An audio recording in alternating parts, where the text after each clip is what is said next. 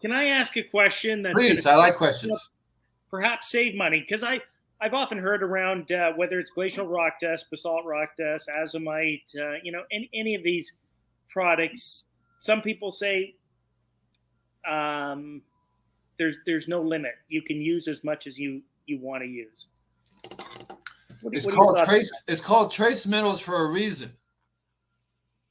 Any trace mineral becomes toxic if used too much. This one guy did in a raised bed. He did 20 pounds of rock dust in a raised bed. He came to a conclusion rock dust is no good because everything died. I'm going, what is going on there? 1 cup would have been enough, but 20 pounds? Right. Yeah, so no. And on top of that, you can take rock dust and throw it in dead soil. It'll be there a million years later. Nothing will happen to it.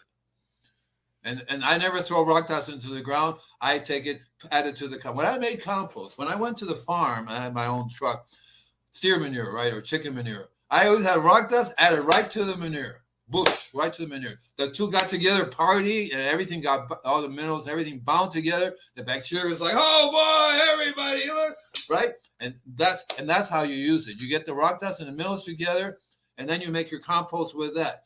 Throwing rock dust in the ground is not going to do it. I had another hour talk with somebody else. I use organic fertilizer. Not very good. This guy next door gave me this urea product. Stuck it in their groove. It's fine. Said, yeah, because organic fertilizers would not work in dead soil. And soil that's not, you need some biology to make the organic fertilizer work. Chemicals doesn't need the biology. It doesn't. It's like intravenous feeding. You can only do it so much intravenous feeding because you do need your stomach. You can't just, even the astronauts are learning. We can't go up and eat this stuff. We have to have a garden. We really have to have a garden up there because we can't last forever. They have to bring you down because of the food. It's not, the stomach goes what, right? That's what it's all about. And you would think it's so simple. Why is it so hard for people to understand? Because they are brainwashed to think in this way. It's as simple as that. They're all they're brainwashed. So Andy, yes. So Andy, that was a really interesting point that you would take the rock dust and mix it right in with the manure. So it's not even in the compost; it's in part of the compost, the manure that you will then add to your organic matter. And that's a really interesting way to digest it because something you said earlier that I really want to pound home is that if you throw rock dust or organic fertilizer onto dead soil, dirt, you will not have any reaction. And this is something that I used to scream at the organic or the lawn care companies back in Connecticut because they're like, oh, we tried organic, it doesn't work. I'm like, well, yeah, it doesn't work. You need to have some compost or you need to make a compost extract. Otherwise, it's just going to sit there.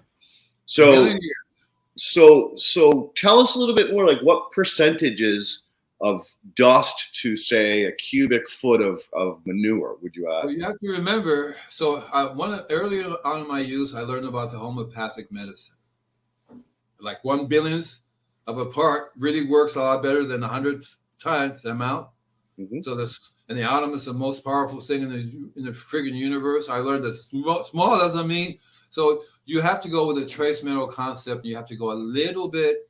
And if you can easily overdo these minerals, you can easily overdo them, So what I've learned from experience is that experience teaches you. So you say, oh, I guess I added too much that time because you can tell the plants will get stressed out. They will look funny or they may get attacked by plants, all kinds of stuff. It has to be in a very tiny, small amount. So it has to be very lightly. When you get manure, very light film, not like a massive amount, very, very light amount.